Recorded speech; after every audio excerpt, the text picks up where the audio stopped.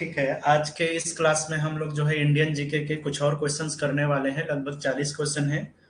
One by one हम देखते जाते हैं कि कौन कौन से क्वेश्चन है। मिला जुला क्वेश्चन है, कुछ कॉन्स्टिट्यूशन के, कुछ ज्योग्राफी के, कुछ जो इन्वायरमेंट वगैरह सेक्शन है उससे जो कुछ क्वेश्चन है कंबाइन करके जो है इसमें 40 क्वेश्चन यहाँ पे हमें करना है। ठीक है, जुड़ गए कुछ लोग।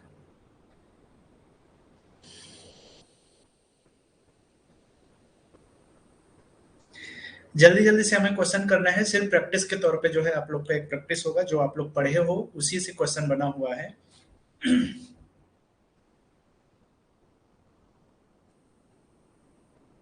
चलो स्टार्ट करें।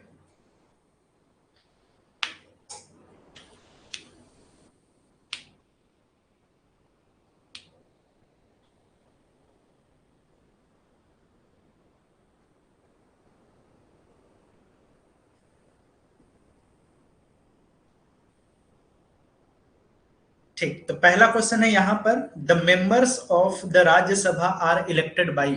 जो राज्यसभा के मेंबर होते हैं, राज्यसभा के जो सदस्य होते हैं, वो किसके द्वारा चुने जाते हैं, किसके द्वारा जो है उनका चुनाव किया जाता है।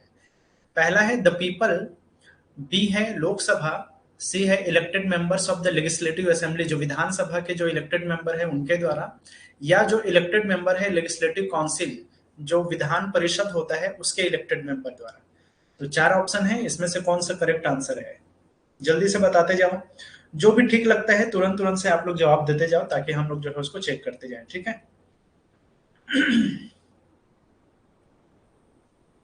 ठीक है, चलो सब ने कहा ऑप्शन सी करेक्ट आंसर है इसका। Option C, elected members of the legislative assembly.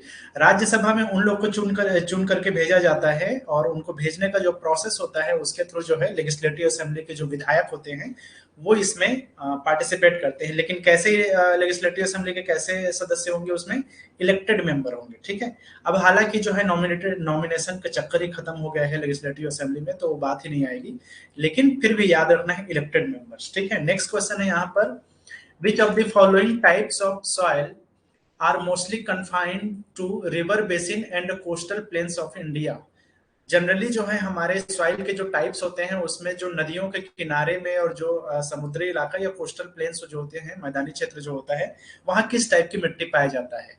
पहला है alluvial soil, black soil, laterite soil और रेड सॉइल। ठीक है। एलुवियल सॉइल मतलब कि जो जलोढ़ मिट्टी जिसको हम बोलते हैं, काली मिट्टी, लेटराइट मिट्टी और जो लाल मिट्टी। ठीक है, हिंदी में जलोढ़ मिट्टी कहते हैं, और वो जल के क्षेत्र में ही पाया जाता है। तो ऑब्वियस सी बात है कि इसका आंसर क्या हो जाएगा, ऑप्शन, जल्दी बताओ।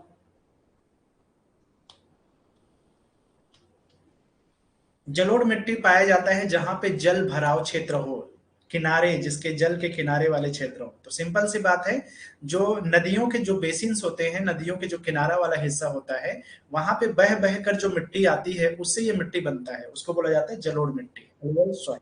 ठीक है। Option A is the correct answer. Next है यहाँ पे, the most fertile reason of India. पूरे भारत में जो है सबसे उपजाऊ क्षेत्र कौन सा है भारत का। पहला है the Himalayas, the central highlands, the Indo Gangetic plan और पेनिनसुलर प्लाटो। तो यहाँ पर याद रखना, मैंने जियोग्राफी वाले सेक्शन में इस चीज को डिफाइन किया था जब एनसीएल वाला जियोग्राफी वाला सेक्शन पढ़ रहे थे तब। तो उसमें जो है मैंने अलग अलग क्षेत्र जो है यहाँ पे बताया था। तो एक जो होता है उसको बोला जाता है इंडो गंगा के मैदान।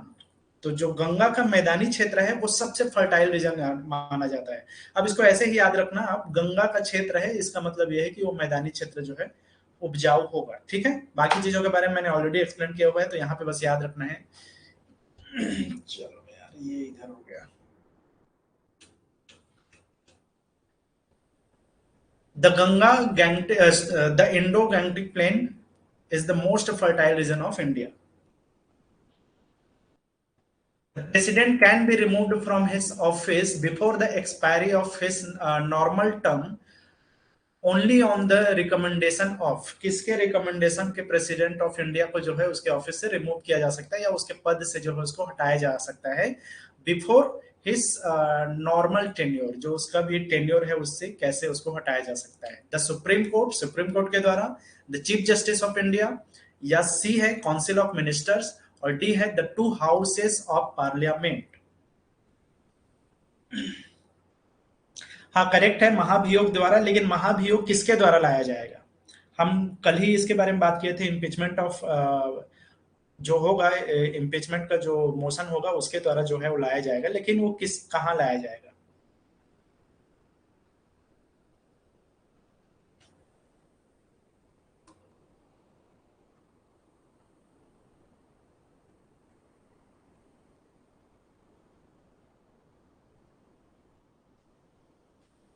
ठीक है, चलो ऑप्शन डी इसका करेक्ट आंसर है। काफी लोगों ने सही आंसर दिया है। देखो, जब इम्पीचमेंट लाया जाता है या महाभियोग लाया जाता है तो उसको किसी भी हाउस में लाया जा सकता है, राज्यसभा या लोकसभा में, ठीक है, लेकिन उसको दोनों हाउसेस से जो है पास होना रहता है। तो बेसिकली उसमें वो नियम कानून जो रहता है, मैंने कल आर्टिकल नंबर 61 के बारे में बताया था, जिसमें अ, और हालांकि जब हम लोग इसका डेमोक्रेसी वाला सेक्शन पढ़ रहे थे, मेरे ख्याल से एनसीएल वाला ही सेक्शन में हम लोगों ने पढ़ा था, तो उसके लिए 1/4 जो मेंबर्स होंगे वो साइन करेंगे, फिर 2/3 मेंबर जो होंगे वो उसको जो है पास करेंगे, तब जाकर के ये चीज होता है। तो ये बेसिकली ये सारा प्रोसेस कहाँ पे होता है? हमारे पार्लियामेंट में होता है, राज्यसभा या लोकसभा में। चलो करेक्ट आंसर है ऑप्शन डी। आगे बढ़ते हैं, नेक्स्ट क्वेश्चन यहाँ पे है the minimum age required to become the prime minister of India is. कितना जो है मिनिमम जो है उम्र होना चाहिए अगर किसी को प्राइम मिनिस्टर बनना है इंडिया का? तो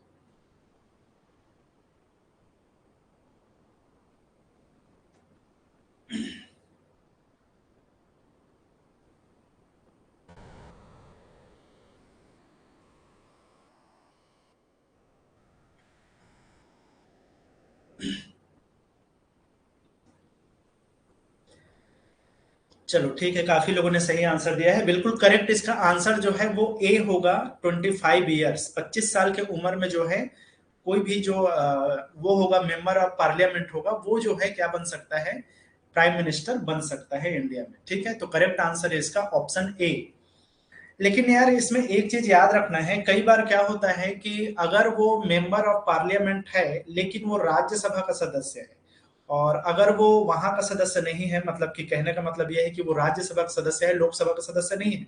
जैसे मनमोहन सिंह के टाइम में हुआ था, वो लोकसभा के सदस्य नहीं थे, वो राज्यसभा के सदस्य थे। और राज्यसभा के सदस्य होने के लिए जो मिनिमम एज रिक्वायरमेंट होता है वो 30 ईयर होता है। तो इस केस में प्राइम मिनिस्टर बनने के लिए आपको 30 ईयर होना चाहिए, लेकिन ये बहुत कम वो रहता है।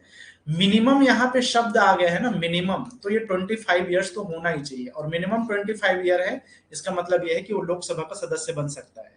और लोकसभा का सदस्य है, इसका मतलब यह है कि प्राइम मिनिस्टर बन सकता है। लेकिन अगर वो बाई चांस लोकसभा का सदस्य नहीं है और वो राज्यसभा का सदस्य है, तब उसका एज तो 30 ईयर होना ही चाहिए।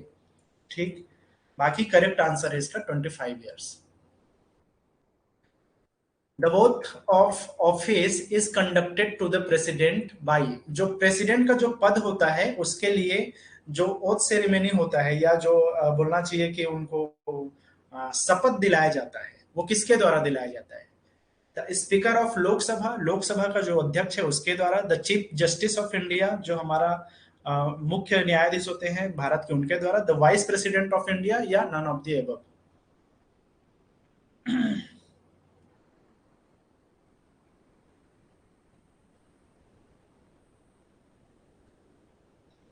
ठीक ठीक, सबको पता है इसके बारे में। कुछ लोग गलती कर रहे हैं, बाकी सब लोग ठीक आंसर दिए हैं। जो शपथ दिलाया जाता है वो चीफ जस्टिस ऑफ इंडिया के द्वारा जो है शपथ दिलाया जाता है। ठीक है, चीफ जस्टिस ऑफ इंडिया के द्वारा जो है शपथ दिया दिलाया जाता है, किसको? प्रेसिडेंट ऑफ इंडिया को।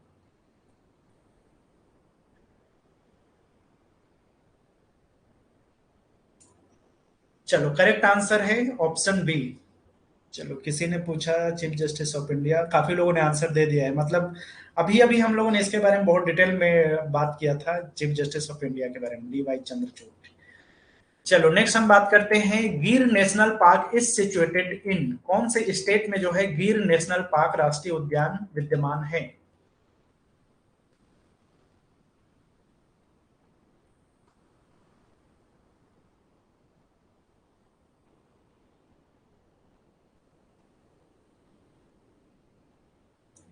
चलो ये तो सभी को पता है,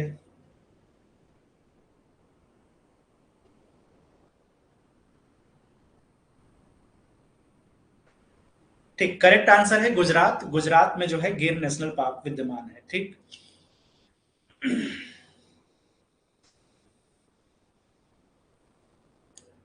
With reference to the biosphere protected area of India, which of the following is not a biosphere protected area? इसमें से कौन सा जो है बायोस्फीयर रिजर्व या प्रोटेक्टेड एरिया नहीं है? दाचीग्राम, अचानक मार, अगास्थी मलाई और है नौकरेक। तो इनमें से कौन सा है जो कि प्रोटेक्टेड एरिया नहीं, बायोस्फीयर प्रोटेक्टेड एरिया नहीं है बोल रहा है। चलो, इनके बारे में सुना ही होगा, जब जियोग्राफी वाला सेक्शन देख रहे थे तो उसमें ये लिस्ट में दिया हुआ है। टोटल जो है हमारे यहाँ अभी 18 जो है क्या है बायोस्फीयर रिजर्व्स हैं भारत में। 18 जो है बायोस्फीयर रिजर्व्स है। उनमें से जो है एक है आपका अचानक मार, नोकरेक है, ठीक है, और इसके अलावा अगास्था मलाई है। तो ये सब क्या है आपके बायोस्फीयर रिजर्व है। लेकिन ये केरला और तमिलनाडु के एरिया में है।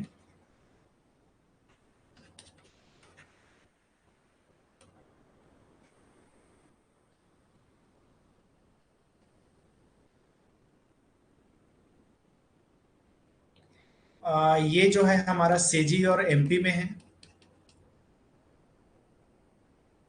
और ये मेघालय में है। अब ये सब क्या है बायोस्फीयर रिजर्व है। आंसर क्या हो जाएगा? दाचीग्राम। दाचीग्राम कहाँ है? जम्मू कश्मीर में। ठीक है, तो जम्मू कश्मीर में एक नेशनल पार्क है दाचीग्राम। बाकी जो तीनों है वो क्या है बायोस्फीयर रिजर्व्स हैं। तो आपसे क्वेश्चन में वही पूछ रहा है कि बायोस्फीयर रिजर्व कौन नहीं है, बायोस्फीयर प्रोटेक्टेड एरिया इनमें से कौन सा नहीं है। तो आंसर हो जाएगा दाचीग्राम, जो कि आपके कश्मीर में, जम्मू एंड कश्मीर में एक नेशनल पार्क है। स्पेशली जो दाचीग्राम नेशनल पार्क है वो जाना जाता है कि यहाँ पर जो कश्मीरी हंगुल है, या जो हिरण की एक प्रजाति है, हंगुल के लिए जो है ये स्पेशली प्रसिद्ध क्षेत्र है। इसके अलावा कस्तूरी मृग वगैरह है, हिम तेंदुआ के लिए ये जाना जाता है, ये एरिया जो दाचीग्राम है वो। तो आंसर हो जाएगा इसका ऑप्शन ए। नेक्स्ट क्वेश्चन है, विच of the following is not a nuclear power station? इनमें से कौन सा है जो कि न्यूक्लियर पावर स्टेशन नहीं है? चार ऑप्शन है, रामगुंडम, रावत भाटा, नरौरा और कलपक्कम। टेंथ के बुक में भी, साइंस के बुक में ये चीज को मेंशन किया गया है, एनसीईआरटी में भी है और स्टेट बोर्ड्स में भी ये रहता है। चलो, इसमें से कौन सा ऐसा है जो कि न्यूक्लियर पावर स्टेशन के कैटेगरी में नहीं आता? बाकी तीन क्या है, न्यूक्लियर पावर स्टेशन है।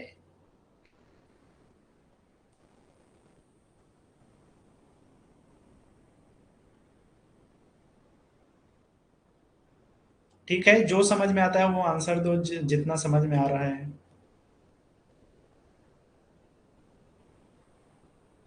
चलो, इसका जो आंसर है वो है ऑप्शन ए। ऑप्शन ए में है रामगुंडम। बेसिकली जो रामगुंडम है वो एनटीपीसी है एक, यहाँ पर famous NTPC, national thermal power corporation.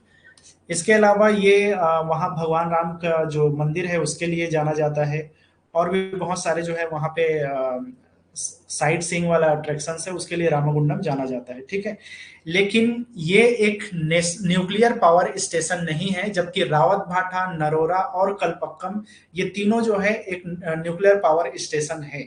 ठीक है, नाभिकीय ऊर्जा संयंत्र है रावत भाटा, नरोरा और कलपक्कम। ठीक है, रामगुंडम कहाँ पे है फिलहाल के केस में? तेलंगाना, सॉरी, तेलंगाना में जो है ये है।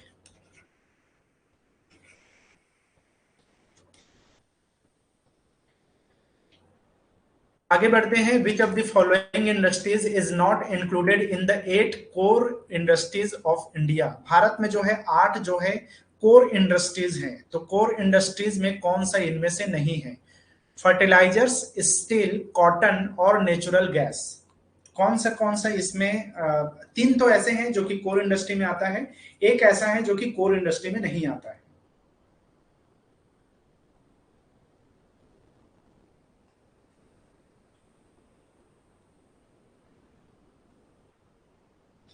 चलो, काफी लोग को पता है, इसका करेक्ट आंसर जो है कॉटन है, ऑप्शन सी।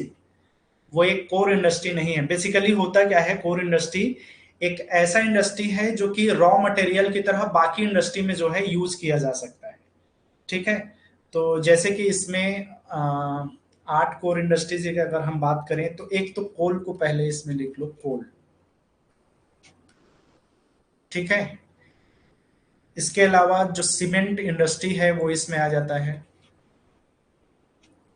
नेचुरल गैस है वो इसमें आ जाता है,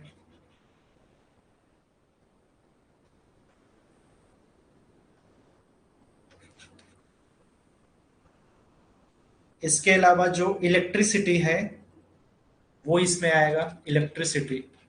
जो भी इलेक्ट्रिसिटी से रिलेटेड इंडस्ट्रीज है वो कोर में आता है, क्योंकि इलेक्ट्रिसिटी के बगैर आप दूसरे किसी भी इंडस्ट्री को चला ही नहीं सकते हैं ना। इसके अलावा क्रूड जो ऑयल होते हैं वो इसमें आता है।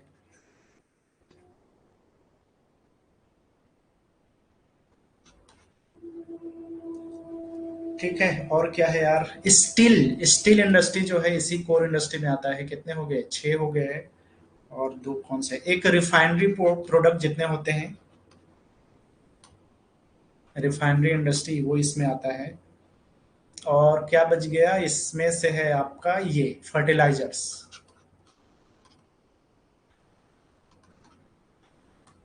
तो ये जो 8 है वो आपके कोर इंडस्ट्रीज के कैटेगरी में आता है।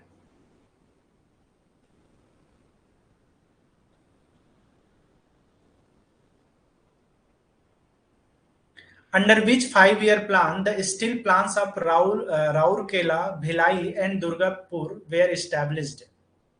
कौन सा 5 ईयर प्लान था जब ये तीनों जो है स्टील प्लांट को जो है स्टैब्लिश किया गया? अब ये क्वेश्चन तो बहुत पुराना हो चुका है, बहुत बार ये एग्जाम्स में आ चुका है। सब जितने भी ये तीनों स्टील प्लांट्स हैं वो 1955-56 के आसपास में बने हैं, और उस टाइम में चल रहा था सेकेंड 5 ईयर प्लान। तो आंसर हो जाएगा इसका option D, second 5 year plan के तहत जो है ये तीनों बना है। ठीक है,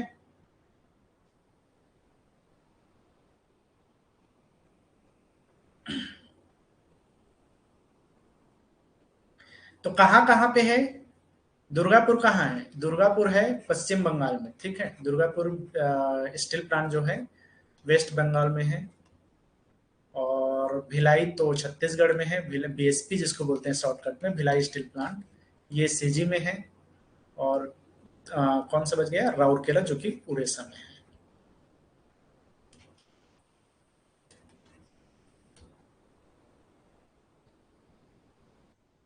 in which state is the Mundra power plant located? Mundra power plant located कहां पे ये लोकेटेड है? गुजरात में, मध्य प्रदेश में, छत्तीसगढ़ या फिर उड़ीसा? एक थर्मल पावर स्टेशन है, थर्मल पावर प्लांट वहां पे बना हुआ है जो कि मुंद्रा में है। और ये कौन से स्टेट में है? चलो, काफी लोग को पता है, बहुत फेमस भी है, ये गुजरात में है। कच्छ जो डिस्ट्रिक्ट पड़ता है वहां पे ये बना हुआ है। ये थर्मल पावर प्लांट है जो कि कोल बेस्ड पावर प्लांट है। और ये आई थिंक अडानी पावर के अंडर में ही आता है ये।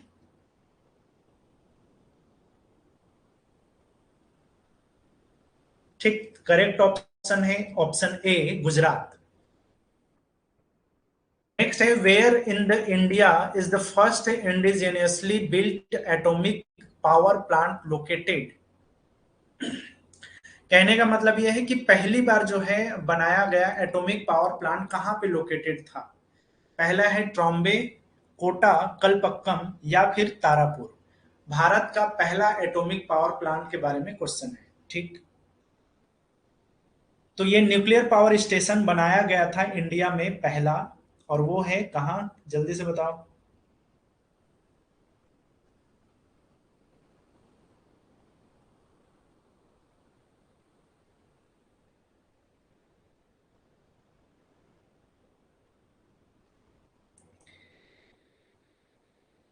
अब इसमें एक शब्द दिया है इंडिजिनियसली, मतलब खुद से बनाया गया, ये चीज है। ठीक है, इसलिए आप लोग कंफ्यूज हो रहे हो। तो इसका आंसर हो जाएगा कलपक्कम। ठीक है, ये भारत का खुद से बनाया गया, तैयार किया गया, या अपने उसके थ्रू जो है इसमें बनाया गया है। तो इस चीज के लिए जो है इसका आंसर क्या होगा, कलपक्कम होगा। कलपक्कम कहाँ पे है? चेन्नई में है। और वहां पे जो है भारत का पहला indigenously built atomic power plant बनाया गया। करेक्ट आंसर है कलपक्कम, ना कि जो है तारापुर। ओवरऑल नहीं पूछ रहे ना इसलिए। चलो नेक्स्ट है, in which of the following states of India the only floating park in the world is situated. पूरी दुनिया में एक ही जो है फ्लोटिंग पार्क माना जाता है, वो फ्लोटिंग पार्क जो है किस स्टेट में भारत के विद्यमान है? पहला ऑप्शन है मेघालय, मणिपुर, त्रिपुरा या फिर असम। कहाँ पे है जिसको हम फ्लोटिंग पार्क के नाम से जानते हैं, या फिर इसको कई जगह जो है बोला जाता है कि ये झूलता हुआ उद्यान माना जाता है। तैरता हुआ उद्यान या झूलता हुआ उद्यान ऐसा बोल सकते हो। फ्लोटिंग पार्क तैरता हुआ।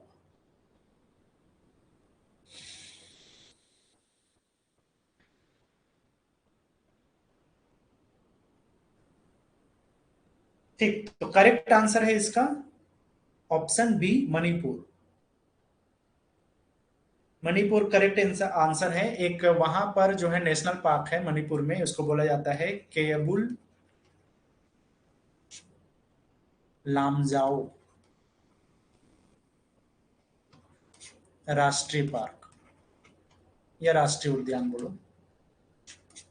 ठीक है, तो ये कहाँ पे है? मणिपुर में स्थित है, और यहीं पे है आपका ये जो फ्लोटिंग पार्क है, वहां पर तैरता हुआ एक राष्ट्रीय उद्यान बना हुआ है। ठीक है, यहाँ पर है एक लोकटक लेक। इस लेक में है, इस लेक की वजह से ही बेसिकली जो है इसको फ्लोटिंग पार्क बना बोला जाता है, फ्लोटिंग नेशनल पार्क कहा जाता है, और ये दुनिया में एक ही माना जाता है।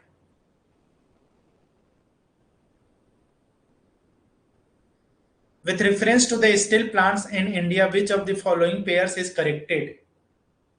अगर हम स्टील प्लांट ऑफ इंडिया और उसके लोकेशन की अगर हम बात करें तो कौन सा है जो कि करेक्टेड है इसमें? दुर्गापुर उड़ीसा, सालेम तमिलनाडु, और राउरकेला वेस्ट बंगाल, बोकारो बिहार।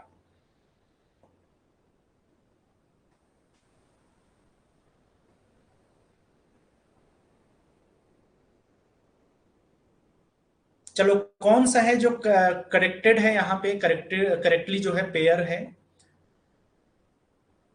अब अभी हमने देखा राउरकेला और दुर्गापुर कहाँ पे है, तो यहाँ पे एक ही चीज है जो कि है करेक्टेड, और वो है सालेम तमिलनाडु। तो करेक्ट आंसर है इसका option B. Bokaro steel plant कहाँ है? बोकारो स्टील प्लांट है झारखंड में, बिहार में नहीं है, झारखंड अब माना जाएगा। ठीक है,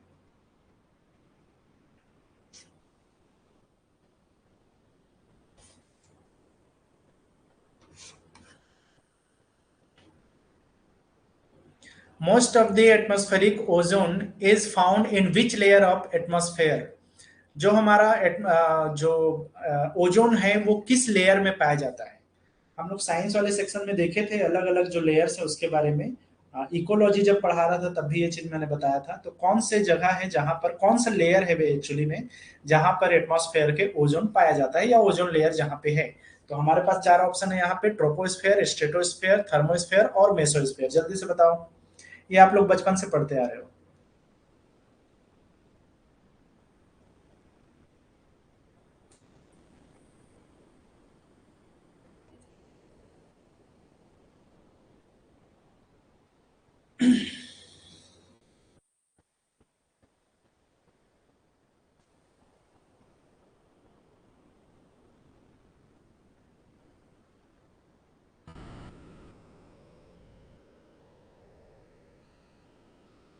चलो, काफी लोगों ने गलत दिया है यार आंसर। सही क्या है? करेक्ट आंसर है इसका स्ट्रेटोस्फेयर, जहां पर जो है ओजोन लेयर पाया जाता है। जो एटमॉस्फेरिक ओजोन है वो पाया जाता है आपके स्ट्रेटोस्फेयर में।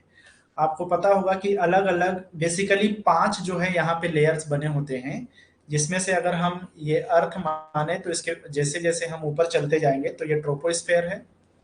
ठीक है, इसके ऊपर जाओगे तो क्या होगा? स्ट्रेटोस्फेयर पाया जाएगा।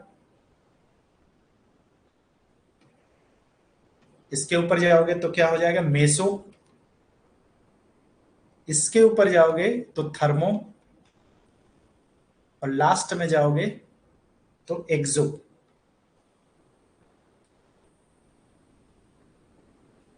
ठीक है, ट्रोपो, स्ट्रेटो, मेसो, थर्मो, एक्सो, ऐसा करके ऊपर आप जाते जाओगे तो ये लेयर बनते जाते हैं। ठीक है, तो हमारा जो ओजोन है वो स्ट्रेटोस्फीयर में पाया जाता है।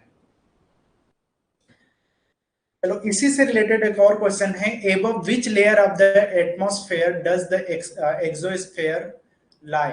तो बेसिकली जो है कौन से लेयर के बाद में एक्सोस्फेयर आता है। तो चलो अभी तो मैंने लेयर बता ही दिया है, तो कौन से लेयर के बाद में आएगा exosphere.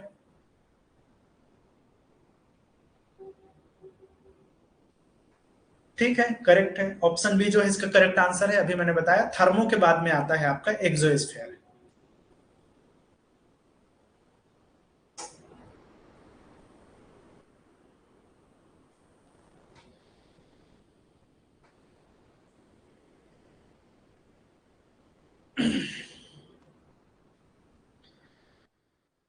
Which is the second most abundant gas in Earth's atmosphere. Earth के जो पर्यावरण है या जो एटमॉस्फेयर है उसमें जो है वातावरण जो है उसमें कौन सा गैस जो है सेकंड मोस्ट पाया जाता है। ऑप्शन है ऑक्सीजन, नाइट्रोजन, हाइड्रोजन या फिर कार्बन डाइऑक्साइड।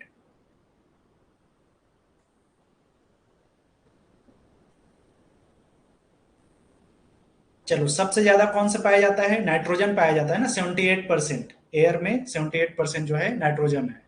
सेकंड मोस्ट क्या है, ऑक्सीजन, जो कि लगभग लगभग 21% के अराउंड जो है पाया जाता है। तो इसका करेक्ट आंसर हो जाएगा ऑप्शन ए, ऑक्सीजन।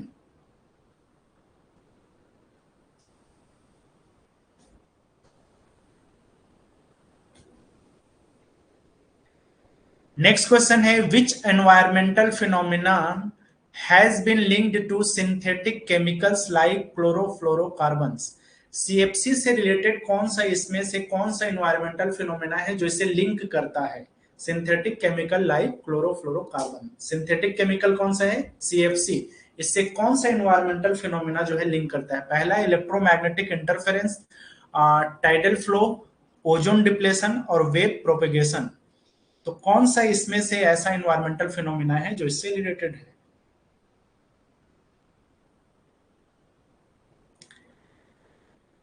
फोटोसिंथेसिस नहीं यार। सीएफसी किस चीज के लिए रिस्पॉन्सिबल है, डिप्लेशन लेयर को जो है नुकसान पहुंचाने के लिए, एक तरह से बोलना चाहिए ओजोन डिप्लेशन के लिए, या जो ओजोन लेयर है उसको नुकसान पहुंचाने के लिए। ठीक है, तो ऑप्शन सी जो है इसका करेक्ट आंसर है। सीएफसी गैस की वजह से जो है ओजोन का डिप्लेशन होता आ रहा है।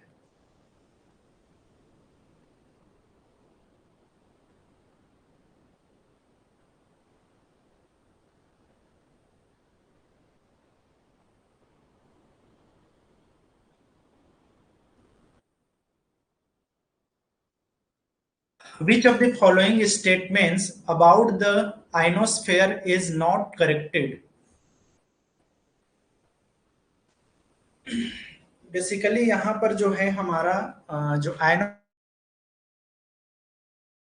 देखो जो हमारे मेजर लेयर्स होते हैं उसमें एक आयनोस्फेयर है, तो यहाँ पर एक चीज बोला जा रहा है कि कौन सा इसका करेक्ट नहीं है। पहला है radio waves transmitted from the earth are reflected back to the earth by this layer.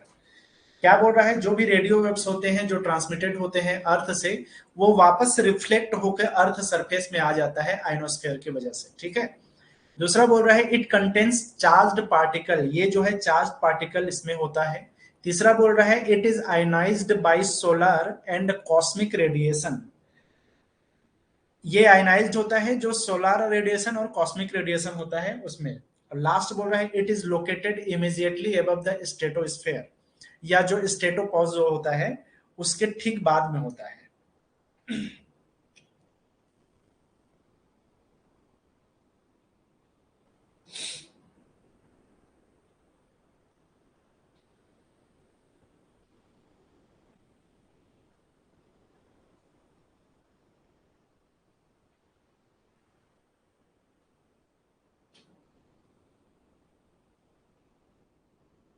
चलो काफी लोगों ने अपना अपना आंसर दे दिया। इसका करेक्ट आंसर है it is located immediately above the stratosphere.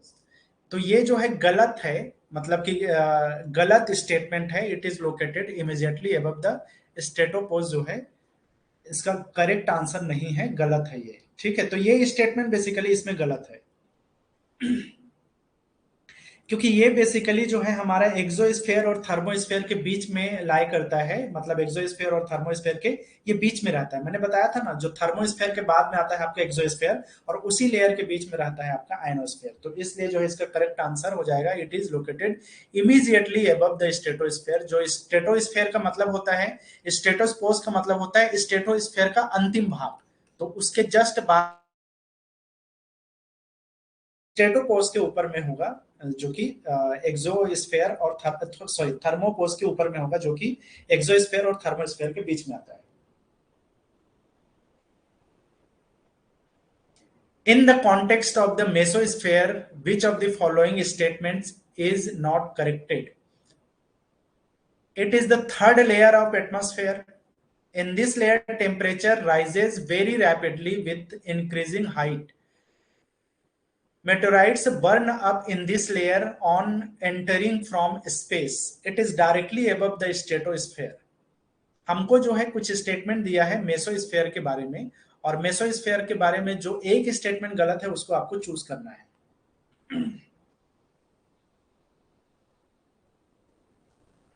चलो बताओ क्या चीज हो सकता है इसमें।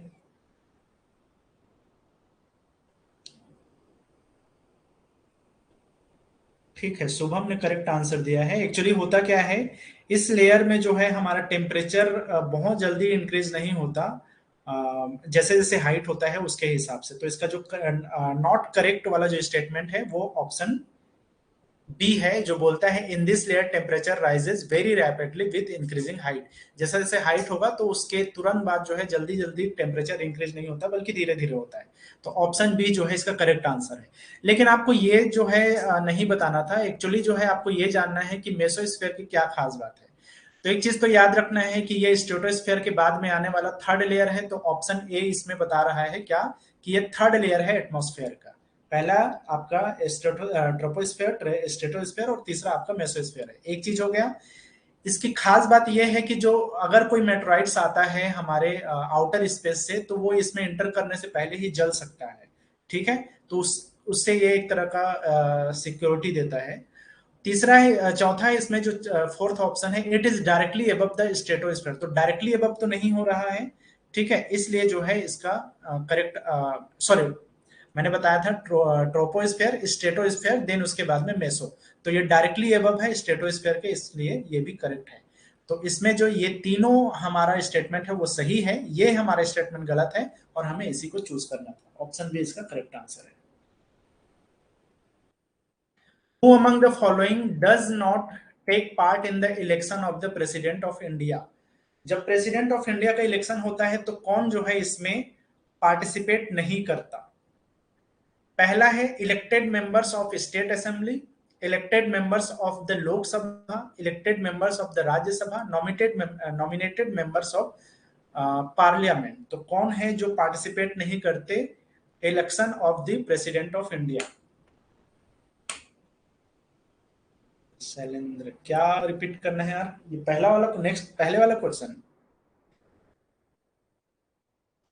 देखो यार, इसमें बेसिकली आपसे पूछना चाह रहा है कि मेसोस्फीयर के बारे में क्या गलत है बोल रहा है और क्या क्या चीजें सही है। तो बेसिकली इसमें जो ये जो तीन ऑप्शन है, ए, सी और डी, ये तीनों बिल्कुल करेक्ट है, क्योंकि ये थर्ड लेयर है। ट्रोपोस्फीयर, स्ट्रेटोस्फीयर और मेसोस्फीयर थर्ड लेयर है, तो ये बिल्कुल सही स्टेटमेंट है।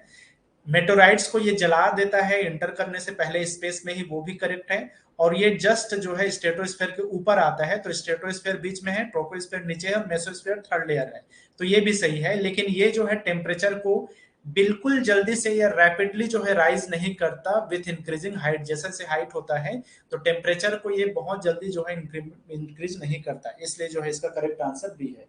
चलो यहाँ पर जो नेक्स्ट क्वेश्चन था, वो कौन है जो कि प्रेसिडेंट ऑफ इंडिया के इलेक्शन में पार्टिसिपेट नहीं करता? तो चलो, काफी लोगों ने सही आंसर दिया है, ऑप्शन डी। कोई भी नॉमिनेटेड मेंबर पार्लियामेंट का जो है प्रेसिडेंट के इलेक्शन में पार्टिसिपेट नहीं कर सकता। सिर्फ और सिर्फ जो है इलेक्टेड मेंबर्स होते हैं वही पार्टिसिपेट करते हैं। ठीक है, इलेक्टेड मेंबर में आपके लोकसभा के भी इलेक्टेड मेंबर होंगे, राज्यसभा के भी इलेक्टेड मेंबर होंगे, और जो स्टेट असेंबली होते हैं, विधानसभा होता है, उसके भी जो है इलेक्टेड मेंबर्स होंगे। तो कुल मिलाकर कहानी है सिर्फ और सिर्फ इलेक्टेड मेंबर्स। नेक्स्ट है, how many sessions of the Lok Sabha are normally held in a year. एक साल में जो है लोकसभा में कितने जो है सेशन होने चाहिए, कितने सत्र जो है होने चाहिए लोकसभा के, जल्दी बताओ।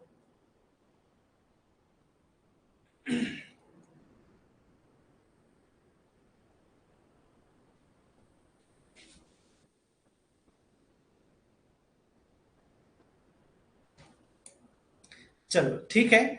जनरली जो लोकसभा में होता है वो तीन जो है हमारे अलग अलग जो है सेशन होता है, जिसमें से एक होता है बजट सेशन।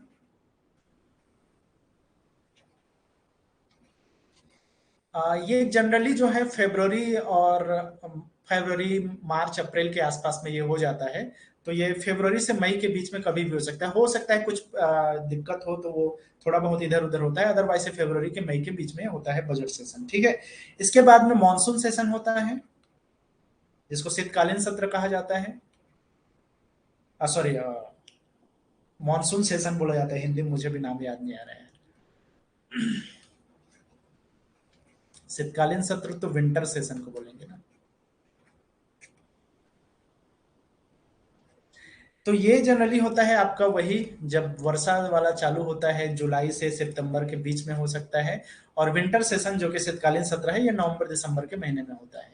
तो ये तीन सत्र तो होना ही होना है, तो मिनिमम जो है सेशन 3 होगा, ऑप्शन सी इसका जिसका करेक्ट है।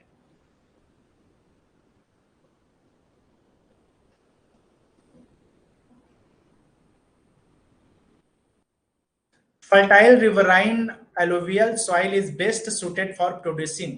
जो हमारा उपजाऊ मिट्टी होता है, जलोढ़ मिट्टी, वो किस चीज के लिए, क्रॉप को जो है सबसे सूट करता है, सबसे ज्यादा उत्पादन देता है। पहला है राइस, टी, कॉटन, कॉर्न। कौन सा वो फसल है, कौन सा वो क्रॉप है जिस जो सपोर्ट करता है, मिट्टी कौन सा है, जलोढ़ मिट्टी किसको सपोर्ट करता है।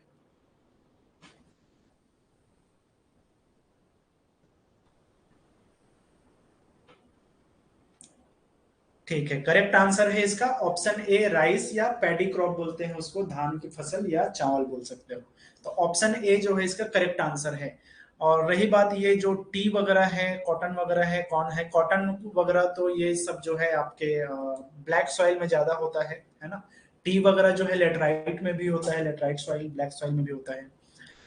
तो जलोढ़ मिट्टी स्पेशली धान के लिए सपोर्टेड करता है। Laterite soil in is rich in, किस किस चीज में जो है लेटेराइट सॉइल जो है रिच होता है। मैंने छत्तीसगढ़ वाले सेक्शन में भी लेटेराइट मिट्टी के बारे में बताया था, जब जसपुर सेक्शन के बारे में हम लोग बात कर रहे थे। तो उसमें जो है लेटेराइट मिट्टी जनरली मकान वगैरह बनाने के लिए, ईटा वगैरह बनाने के लिए काम आता है। तो इसमें खास तौर पे पाया जाता है आयरन ऑक्साइड। ठीक है, आयरन ऑक्साइड पाया जाता है। हालांकि इसके अलावा भी जो है उसमें एल्युमिनियम भी पाया जाता है,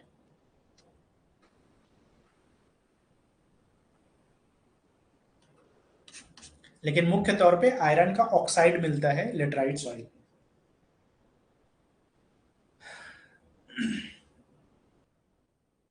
black soil is not found in which state of India. ये चार ऑप्शन दिया है, और इसमें से कौन सा ऐसा स्टेट है जहां ब्लैक सॉइल लगभग ना के बराबर है। देखो छोटा मोटा और थोड़ा बहुत तो होता ही है हर जगह, लेकिन इनमें से चार में से एक ऐसा राज्य है जहां ब्लैक सॉइल लगभग ना के बराबर पाया जाता है। मध्य प्रदेश, पंजाब, आंध्र प्रदेश और महाराष्ट्र।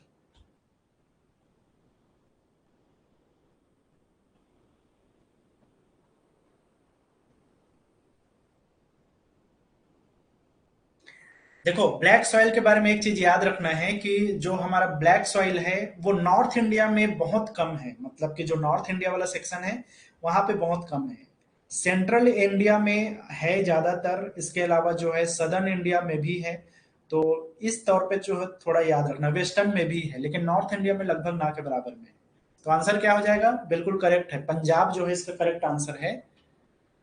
पंजाब में ब्लैक सॉइल नहीं पाया जाता। मध्य प्रदेश जो कि सेंट्रल पार्ट है इंडिया का, आंध्र प्रदेश जो कि सदर्न पार्ट है, और महाराष्ट्र जो कि वेस्टर्न पार्ट है हमारा, इन सभी जगह में जो है ये पाया जाता है। ठीक है, आप यहाँ मैप पे देख सकते हो कि ये जो सदर्न एरिया है, इस एरिया में पाया जाता है आपके छत्तीसगढ़ के और मध्य प्रदेश के इस एरिया में पाया जाता है, आपके महाराष्ट्र वाले क्षेत्र में पाया जाता है, गुजरात के कुछ हिस्सों में पाया जाता है, लेकिन ये जो पूरा हिस्सा है इसमें लगभग ना के बराबर ब्लैक सॉइल पाया जाता है।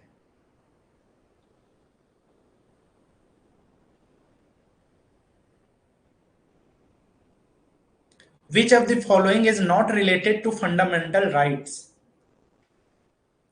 Right to form association, right to education, right to life, right to property।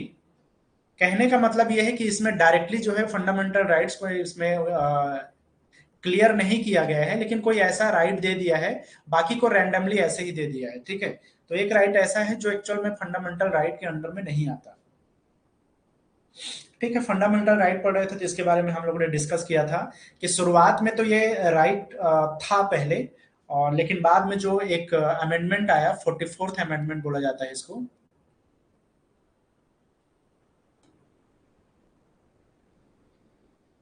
ये था 1978 में आया था। तो उसमें जो है राइट टू प्रॉपर्टी को यहाँ पर के प्रोविडेट कर दिया, और जो राइट टू प्रॉपर्टी है वो खत्म हो गया। तो इसका आंसर क्या हो जाएगा? राइट टू प्रॉपर्टी अब एक फंडामेंटल राइट नहीं है। ठीक है, हालांकि एक राइट है लेकिन ये फंडामेंटल राइट नहीं है, मूल अधिकार नहीं है ये।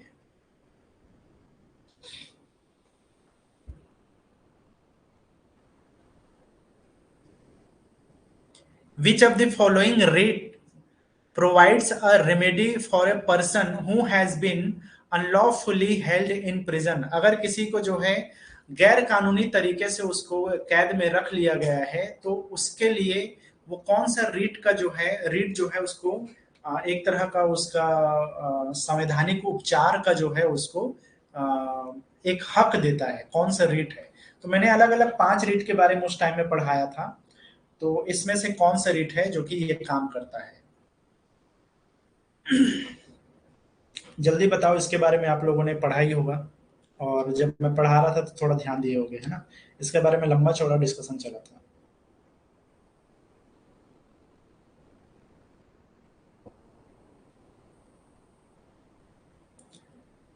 चलो, हैबियस कार्पस का बताया था मैंने, जिसको हम बंदी प्रत्यक्षीकरण कहते हैं।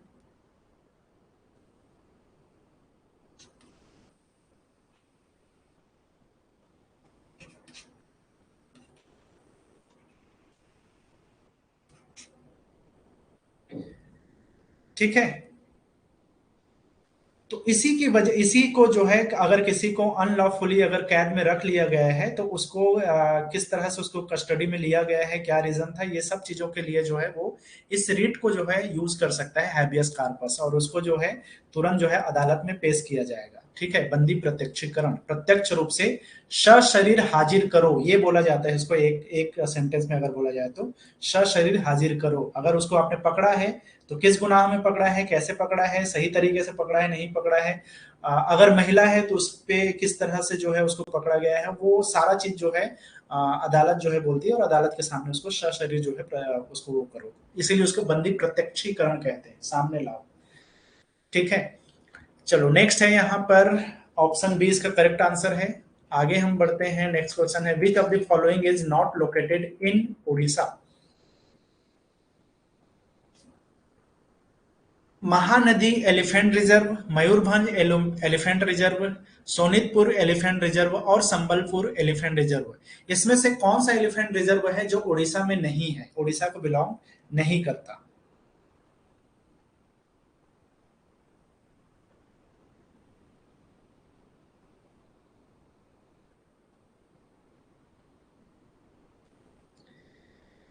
ठीक है, महानदी एलिफेंट, मयूरभंज और संबलपुर ये सब उड़ीसा को बिलोंग करता है। सोनितपुर जो एलिफेंट है ये अरुणाचल प्रदेश में है, और कुछ हिस्सा इसका जो है असम में है।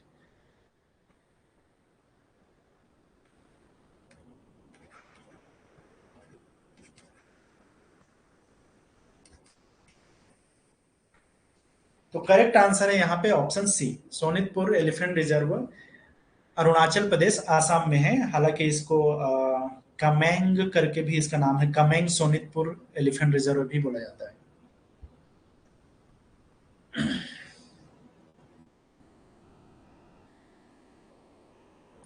Sutlej river originates from which of the following lakes, कौन से जो है वो झील है या कौन से लेक है जहां से सतलज नदी का उद्गम होता है? पहला है लेक मानसरोवर, पैंगोंग लेक, एबी लेक और लेक राकस्ताल। मैंने एक लिस्ट प्रोवाइड किया था, जो लोग पुराने स्टूडेंट हैं उनको भी पता होगा, और मैंने ये लिस्ट जो है आई थिंक ऐप में भी पढ़ा होगा। बहुत सारी नदियों को मैंने लिस्ट आउट किया है और उसमें से हर नदी का ओरिजिनेशन कहाँ है और उसकी क्या खास बात है, इन चीजों को जो है एक मैंने लिस्ट बना करके कॉलम वाइज मैंने दिया था, हैंड रिटन ही था वो। अगर आप चाहो तो उसको देख लेना, ठीक है। नदियों के बारे में सारा जानकारी उस 1-2 पेज या 4 पेज का है वो, उसमें से देख लेना। ठीक है। बेसिकली जो है, जो सतलज नदी है वो राकस्ताल नाम का एक लेक है, वहां से निकलती है। और ये लगा हुआ है मानसरोवर लेक, और ये राकस्ताल जो है लगभग लगभग पास में ही है, ज्यादा दूर नहीं है। तो वो हालांकि वो थोड़ा सा वेस्ट में पड़ता है, जो मानसरोवर लेक है वो। तो इसका आंसर है राकस्ताल लेक, जहां से सतलज नदी का उद्गम होता है। ऑप्शन डी इसका जो है करेक्ट आंसर है।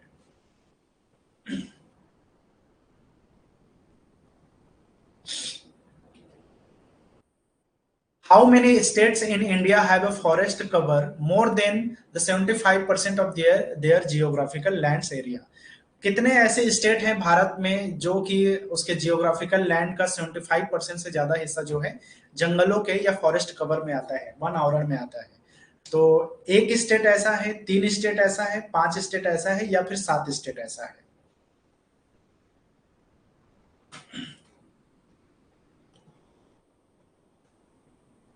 करेक्ट आंसर है 3।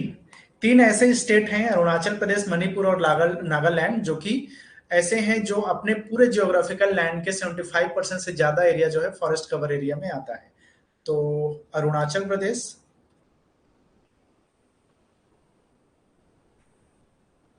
मणिपुर और नागालैंड।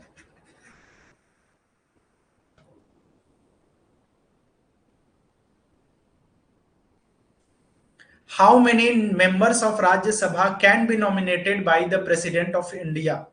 कितने जो है मेंबर जो है राज्यसभा के लिए प्रेसिडेंट ऑफ इंडिया के द्वारा जो है नॉमिनेट किया जा सकता है?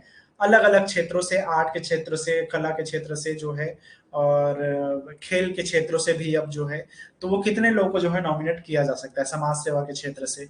तो इसमें है 14 मेंबर्स, 10 मेंबर्स, 16 मेंबर्स और 12 मेंबर्स।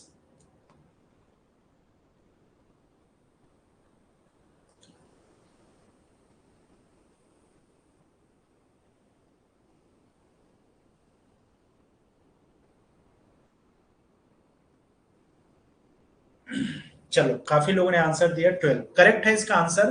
राज्यसभा में अभी जो है राष्ट्रपति के द्वारा 12 मेंबर्स को जो है नॉमिनेट किया जाता है। तो आंसर हो जाएगा ऑप्शन डी, 12 मेंबर, ठीक है।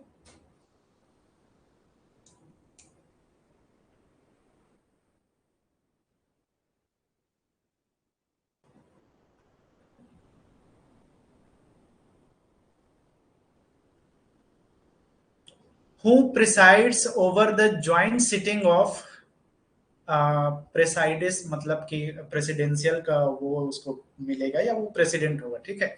Presides over the joint sitting of the Lok Sabha and Rajya Sabha. अगर लोकसभा और राज्यसभा का जो है ज्वाइंट सिटिंग होगा, इकट्ठा बैठक होगा उन दोनों का, तब जो है कौन जो है इसमें से उसकी अध्यक्षता करेगा? पहला है speaker of Lok Sabha, deputy speaker of Lok Sabha, prime minister या फिर वाइस प्रेसिडेंट। तो कौन उसकी अध्यक्षता करता है जब ज्वाइंट सिटिंग होता है तो लोकसभा राज्यसभा का? चलो, सबने करेक्ट आंसर दिया है option A.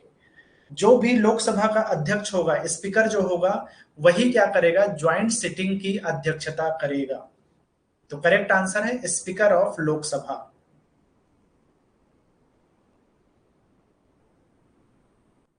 The maximum number of nominated members to Lok Sabha is, अच्छा हाँ, लोकसभा के लिए पूछा है ना। चलो करेक्ट, सॉरी, इसका ऑप्शन है 0, 1, 2 एंड 3। मैंने सोचा कि रिपीट हो गया। यहाँ पे लोकसभा की बात हो रही है कि कितने मेंबर जो है नॉमिनेट किया जाता है लोकसभा के लिए।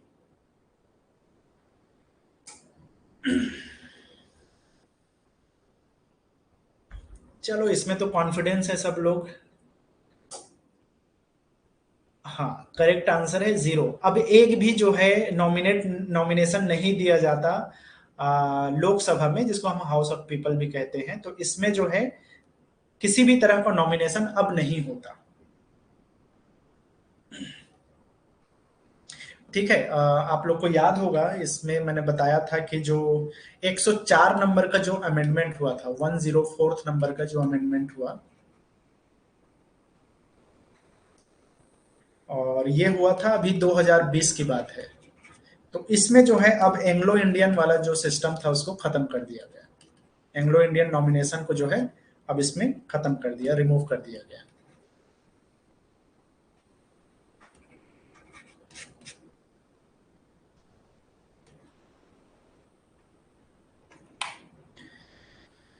चलो आगे बढ़ते हैं। नेक्स्ट क्वेश्चन है यहाँ पर। अच्छा, हो गया यार, हो गया क्या, एक बचा हुआ है। चलो, which of the following statement is correct?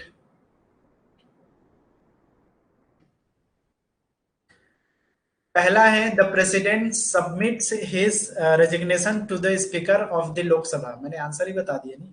The president submits his resignation to the vice president. The president submits his resignation to the chief justice of India. The president submits his resignation to the prime minister. Basically वो किसको अपना जो है resignation देंगे? कौन? Prime minister, महामहिम राष्ट्रपति अपना जो वो है रेजिग्नेशन है वो किसको देते हैं?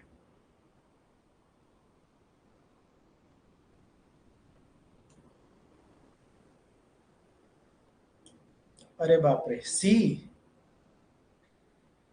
मैंने इस चीज को क्लियर किया था। देखो, चीफ जस्टिस ऑफ इंडिया जो है उनको ओथ दिलाते हैं, ओथ सेरेमनी में जो है शपथ दिलाया जाता है। लेकिन जब भी प्रेसिडेंट अपना रेजिग्नेशन देगा तो वो वाइस प्रेसिडेंट को हैंड ओवर करेगा, अपना रेजिग्नेशन सबमिट करेगा वाइस प्रेसिडेंट के पास में।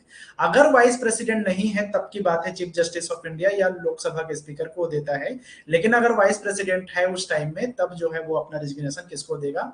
वाइस प्रेसिडेंट ऑफ इंडिया को देगा। ठीक है, तो ऑप्शन बी जो है इसका करेक्ट आंसर है। वाइस प्रेसिडेंट किसको सबमिट करेगा? वो प्रेसिडेंट को सबमिट करेगा। Similarly chief justice of India किसको सबमिट करेगा अपना रेजिग्नेशन? वो प्रेसिडेंट ऑफ इंडिया को सबमिट करेगा।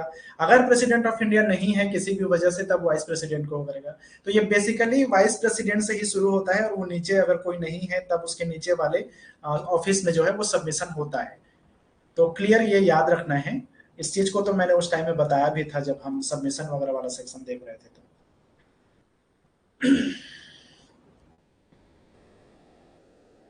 जगदीप धनखड़, अभी अभी तो हम लोगों ने बात किया था ना यार, एनसीएल के टाइम में बात किया था, राइट? दोनों के बारे में बात किया था।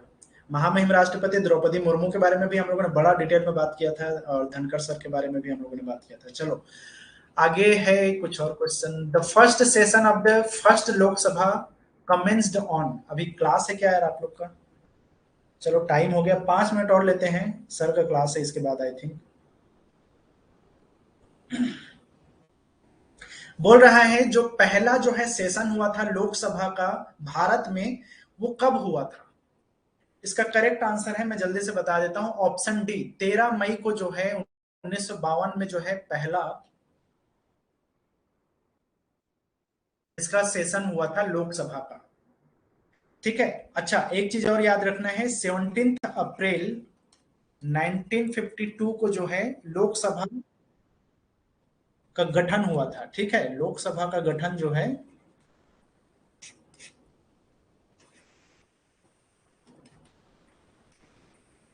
17 अप्रैल 1952 को हुआ था, लेकिन इसकी जो पहला सेशन हुआ था वो 13 मई को हुआ था 1952 में। ठीक है, जब जनरल इलेक्शन हो गया उसके बाद में ये पहला सेशन जो है 13 मई 1952 को हुआ था।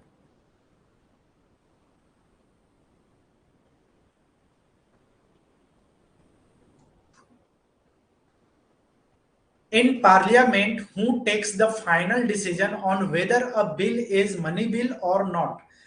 कौन है जो फाइनल डिसीजन लेता है पार्लियामेंट में कि कोई भी बिल मनी बिल है या नहीं है? Vice president, speaker of Lok Sabha, finance minister, prime minister. कौन ये डिसाइड करेगा कि कोई भी बिल मनी बिल है या नहीं है? हम लोग कल के क्लास में देख रहे थे आर्टिकल नंबर 110 110, जिसमें बताया गया था, जिसमें क्लॉजेस थे कि कौन सा जो है आपका मनी बिल होगा, धन विधेयक होगा, या कौन सा वित्त विधेयक होगा, इसके बारे में बात की गई थी। ठीक है, तो वो कौन डिसाइड करेगा? अरे नहीं, फाइनेंस मिनिस्टर का कोई रोल नहीं है इसमें।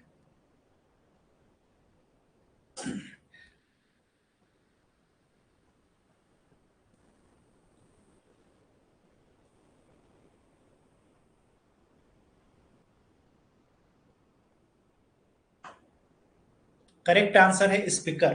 जो भी स्पीकर होगा, जो भी लोकसभा का अध्यक्ष होगा, वही डिसाइड करेगा कि वो बिल मनी बिल है या नहीं है। चलो, काफी लोगों ने सही आंसर दिया है, ऑप्शन बी इसका करेक्ट आंसर है।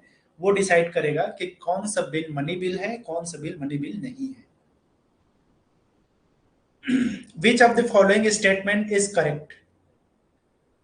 चलो स्टेटमेंट देखते हैं यहाँ पे। The vice president can dissolve the legislative council of a state. जो भी हमारा उपराष्ट्रपति होंगे, वो भंग कर सकता है किसको? जो भी विधान परिषद होगा किसी राज्य का, उसको। पहला स्टेटमेंट है ये। दूसरा स्टेटमेंट बोलता है the governor can dissolve the legislative assembly of a state.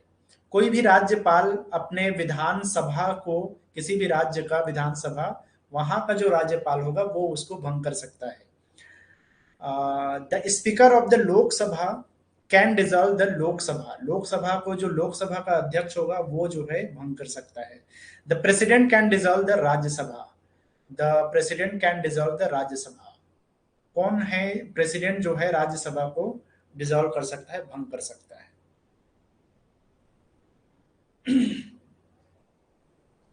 चलो, काफी लोगों ने कहा ऑप्शन बी। और कोई? देखो स्टेटमेंट देखो, पहला बोल रहा है वाइस प्रेसिडेंट। वाइस प्रेसिडेंट किसी राज्य के विधान परिषद को भंग करने का कोई चक्कर नहीं है। वाइस प्रेसिडेंट राज्य में क्यों जाएगा भंग करने? एक बात, ठीक है। दूसरा है गवर्नर जो होगा वो अपने असेंबली को जो है भंग कर सकता है। बिल्कुल करेक्ट है, जो गवर्नर होगा वही जो है वो अपने लेजिस्लेटिव असेंबली को, बेसिकली इसको समाहुत करना बोलते हैं उसको, मतलब कि पूरे सेशन को खत्म करने की बात हो रही है।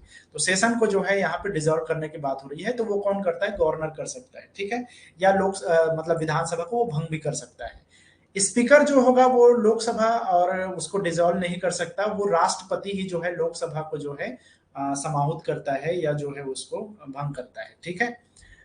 अब प्रेसिडेंट जो है डिसॉल्व नहीं कर सकता राज्यसभा को। एक्चुअली में राज्यसभा डिसॉल्व हो ही नहीं सकता, क्योंकि वो स्थायी जो है सदन होता है। तो राज्यसभा को डिसॉल्व करने की कोई बात ही नहीं है, चाहे वो प्रेसिडेंट हो, वाइस प्रेसिडेंट हो, कोई भी हो। तो यहां पर जो हमारा करेक्ट आंसर बनता है वो है ऑप्शन बी।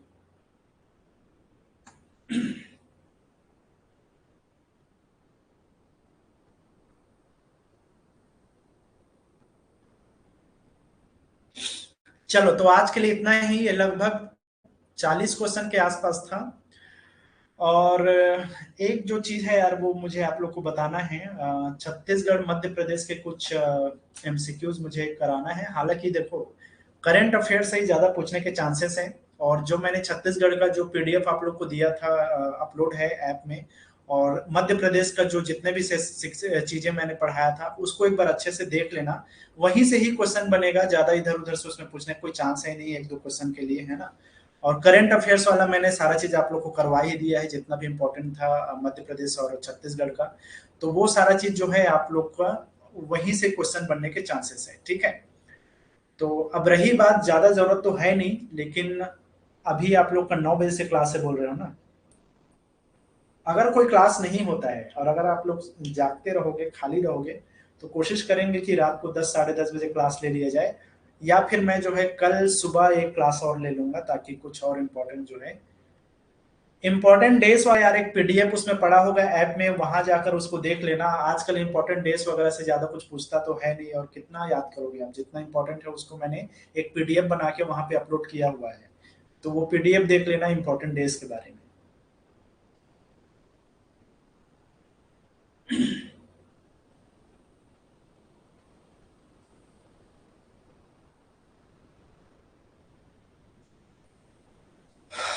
ठीक है, तो आज के लिए इतना ही।